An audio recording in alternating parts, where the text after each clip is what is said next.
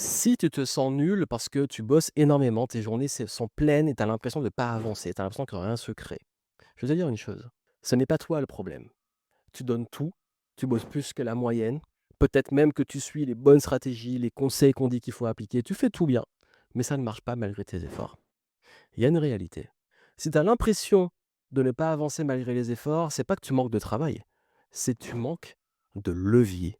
Tu confonds travailler dur, bosser dur et réellement progresser et faire levier.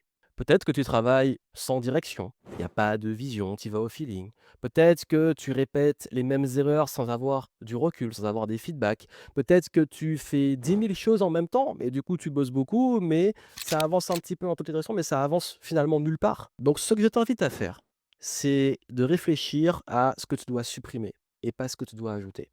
Si tu devais virer 80 de ce que tu fais pour pouvoir progresser, ce serait quoi? Si tu devais vraiment prendre du recul et avoir des feedbacks pour comprendre ce que tu fais peut-être mal ou ce que tu dois améliorer. Et si tu prenais réellement le temps de enfin réfléchir à comment tu pourrais mieux te structurer, t'organiser.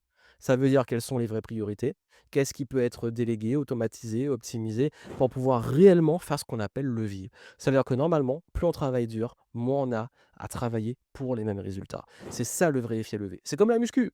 Plus tu gagnes en muscle, moins l'effort devient important pour les mêmes contraintes. Donc c'est un petit peu ça l'idée. C'est que aujourd'hui, travailler dur ne suffit pas. Il faut travailler intelligemment et pour ça, il faut avoir du recul, de la hauteur et ne surtout pas rester seul, tête dans le guidon, à foncer et continuer de s'épuiser.